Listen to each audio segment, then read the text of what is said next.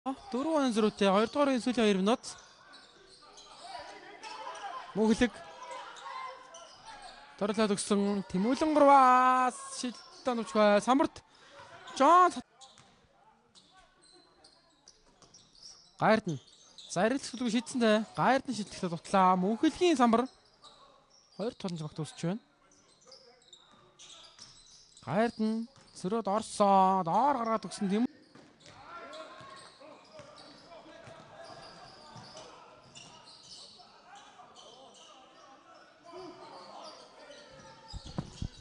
Цэвэрлтэн хоёрын дотор морил үзэгчтэй.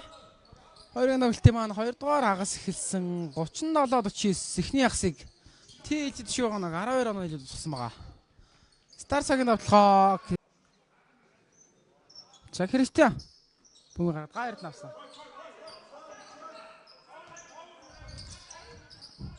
Гайрдан 3-аас хамгаалтан дээр бүр үнэхээр учраа олохгүй байгаа даа. Плекни Санарсыг дахиад хуурсан. Нэг даншаа шиж чадсангүй хойноо үлдээсэн Батөргөл 3-аас. Тэнгэрэл задлаад өгсөн Мөнхлөг 3-даа суларсан. Хоолын шидэлтэйгтэй алдчихлаа. Ахаад Алтан гэрэл самраас авсан.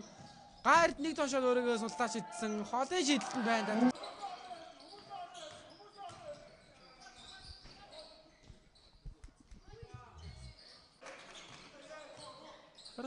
Нэг 2 дугаар үед дараас 5 хоног аваад оноо илүү болсон байгаа. Тэмүүлэн